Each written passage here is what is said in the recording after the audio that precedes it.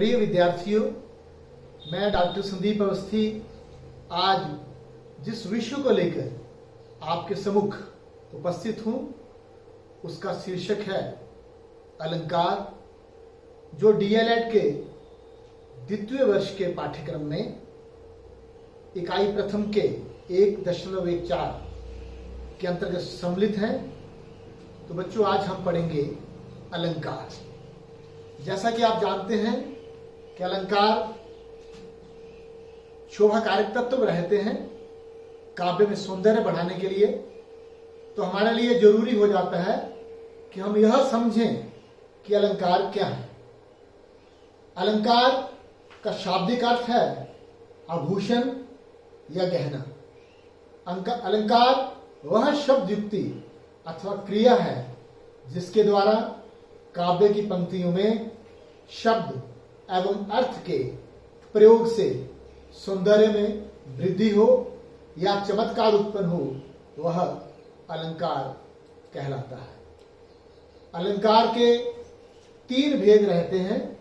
प्रथम शब्दालंकार, द्वितीय अर्थालंकार और तृतीय उभयालंकार। शब्दालंकार के विषय में जाने। शब्दालंकार वहां होता है जहां रचना में शब्द के कारण काव्य में सौंदर्य उत्पन्न हो, काव्य में सौंदर्य वृद्धि हो, वहां शब्दालंकार होता है। उदाहरण, चारू चंद्र की चंचल किरणें खेल रही हैं जल थल में। यानी यहां व्यंजनों की आवृत्ति के कारण व्यंजन जो शब्द माने जाते हैं उनके कारण जो रचना में चमत्कार उत्पन्न हो रहा है उसे हम शब्दालंकार कहेंगे। अर्थालंकार, जहां काव्य के सौंदर्य में वृद्धि या चमत्कार अर्थ के कारण उत्पन्न हो, जहां काव्य में के सौंदर्य में वृद्धि या अर्थ के कारण चमत्कार उत्पन्न हो, वहां अर्थालंकार होता है। जैसे सोह तोड़े पीत पटु श्याम सलोने गात, मानो नीलमणि शैल पर आतप पर्यो प्रभात। बच्चों, जैसे हम इस पंक्ति को बोलते हैं तो हमें इतना आनंद नहीं आता है, लेकिन जब इन पंक्तियों के अर्थ को हम देखते हैं तो हमें वास्तविक में जो आनंद आता है वो अक्षुणन है। यानी सोह तोड़े, सोहत यानी सुहावना लगता है, ओढ़े जब ओढ़ते हैं। श्याम, पीत, पीत पटु, पीत यानी पीले, पटु, पटु यानी वस्त्र। श्याम सलोने गात, श्याम यानी श्री कृष्ण, सलोने यानी सांवले, गात यानी शरीर। यानी जब श्री कृष्ण अपने सांवले शरीर पर पीले वस्त्र धारण करते हैं तो मानो नीलमणि शैल पर, मानो ऐसा प्रतीत होता है कि नीलमणि शैल पर, पर्वत पर आतप पर्यो यानी प्रभात यानी सुबह की पहली किरण पड़ी हो। इसके बाद आता है तीसरा उभयालंकार, जहां काव्य में शब्द और अर्थ दोनों के आधार पर, दोनों के कारण चमत्कार उत्पन्न हो, वहां पर उभयालंकार होता है। यानी काव्य में जिन पंक्तियों में शब्दालंकार व अर्थालंकार दोनों का प्रयोग एक साथ हो, वहां उभयालंकार होता है। उदाहरण के लिए, कजरारी अखियां में कजरा री न लखात। यानी कवि कहता है कि उस नायिका की आंखें इतनी काली हैं कि जब वो काजल लगाती है तो उसका काजल उसकी आंखें काली होने के कारण दिखाई नहीं देता है। इसके बाद शब्दालंकार के अंतर्गत हम सबसे पहले अनुप्रास अलंकार पढ़ेंगे। अनुप्रास अलंकार, जहां व्यंजन वर्णों की आवृत्ति होने से काव्य के सौंदर्य में वृद्धि होती है, वहां अनुप्रास अलंकार होता है। ये आवृत्ति आरंभ में, मध्य में और अंत में कहीं भी हो सकती है। उदाहरण के लिए, जैसे रघुपति राघव राजा राम, पतित पावन सीताराम। दूसरा उदाहरण, सत्य स्नेह शील सुख सागर। यानी इसमें इन पंक्तियों में हम देख रहे हैं कि व्यंजनों की आवृत्ति के कारण चमत्कार उत्पन्न हो रहा है। और एक उदाहरण यह भी ले कि चारु चंद्र की चंचल किरणें खेल रही हैं जल थल में, यानी च वर्ण की आवृत्ति के कारण जहां रचना में चमत्कार उत्पन्न हो वहां पर अनुप्रास अलंकार होता है। दूसरा अलंकार यमक अलंकार, जहां रचना में काव्य की पंक्तियों में जहां एक ही शब्द बार बार आए और हर बार उसका अर्थ भिन्न हो वहां पर शब्दालंकार यमक शब्दालंकार होता है। उदाहरण के लिए कनक कनकते सोगुनी मादकता अधिकाय, वह खाए बोराए जग यह पाए बोराए, यानी कनक दो बार यहां पर उसका प्रयोग हुआ है कनक शब्द का, और दोनों बार उसका अर्थ जो है वो भिन्न है, यानी एक का अर्थ सोना और एक का धतूरा। यानी कनक कनकते सोगुनी मादकता अधिकाय, अगर कोई व्यक्ति धतूरे का सेवन करता है तो वो मादकता, तो वो मादकता उसमें बहुत अधिक बढ़ जाती है। और वैसे ही किसी स्त्री को सोना दे दिया जाए, वह पाए बोराए जग, अगर वो पा लेती है, सोना पा लेती है, अधिक सोना डालती है, ये पाए बोराए, तो वो भी मादकता से परिपूर्ण हो जाती है। यानी धतूरा का सेवन करने से जिस प्रकार व्यक्ति मादकता में आ जाता है, उसी प्रकार स्त्री जो है वो सोने का प्रयोग करने से, अधिक प्रयोग करने से उसमें भी मादकता जो है वो परिपूर्ण हो जाती है। इसके बाद आता है शलेष अलंकार। शलेष का मूल अर्थ होता है चिपकना, जहां काव्य की पंक्तियों में एक शब्द के एक से अधिक अर्थ निकले, एक से अधिक अर्थ निकले, वहां पर शलेष अलंकार होता है।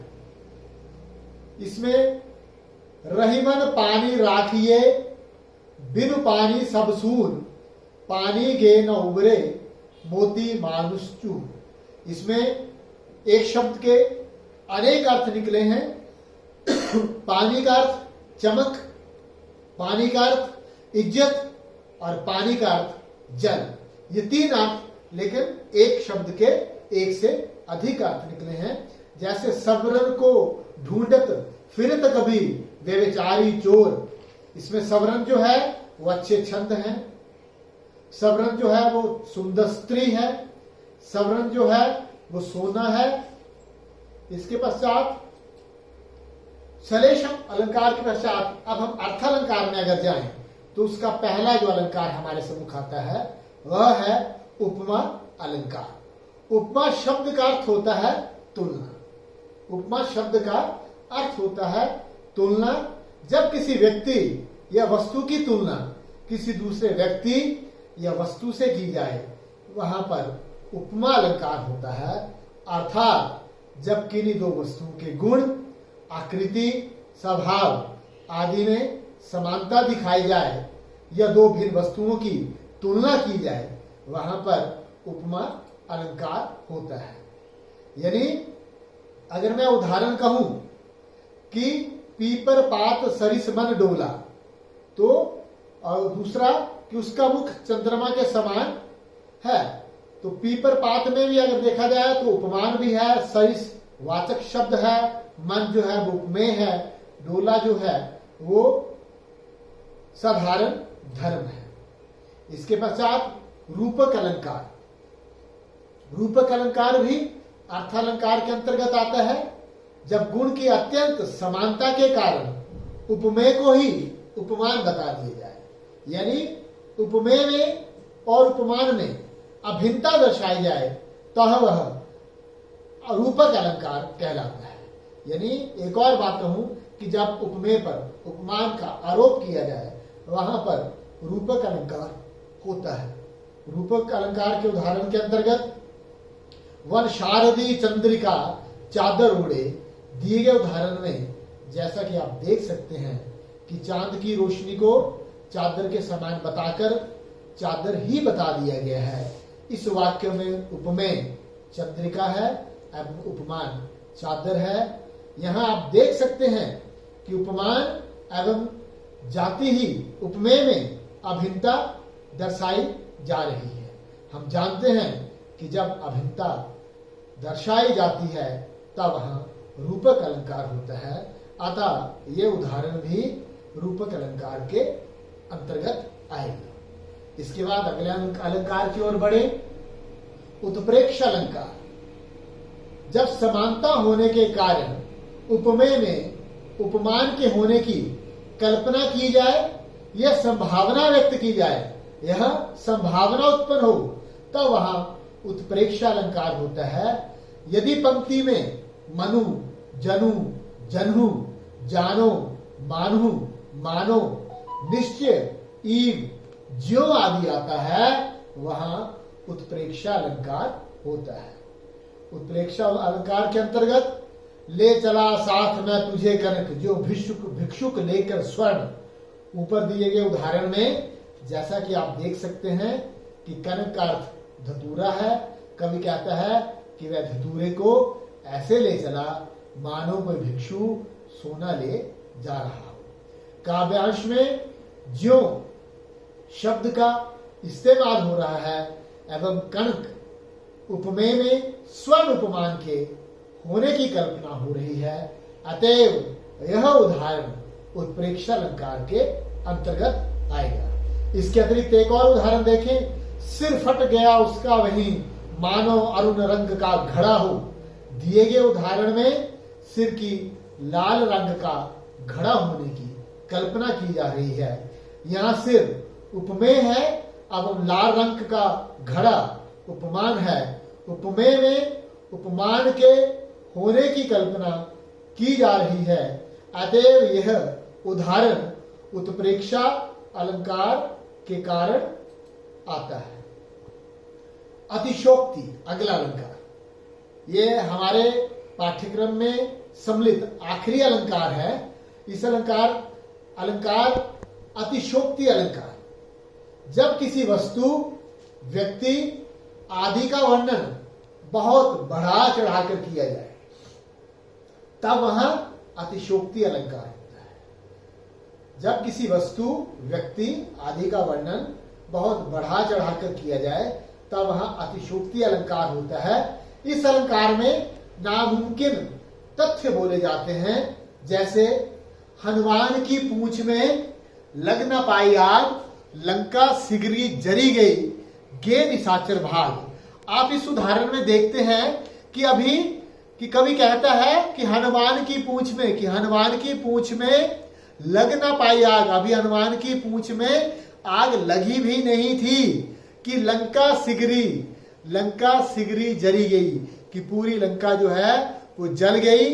गे निशाचर भाग, और निशाचर जो थे, वह दैत्य जो थे वो भाग गए। तो बच्चों, आज हमने अलंकार के विषय में पढ़ा। अलंकार के भेद, अलंकार शब्दालंकार, अर्थालंकार, उभयालंकार। उसके पश्चात शब्दालंकार, अर्थालंकार, उभयालंकार की परिभाषाएं। शब्दालंकार के अंतर्गत अनुप्रास अलंकार, यमक अलंकार, श्लेष अलंकार, और अर्थालंकार के अंतर्गत उपमा अलंकार, रूपालंकार, रूपक अलंकार, उत्प्रेक्षा अलंकार और अतिशोक्ति अलंकार। धन्यवाद।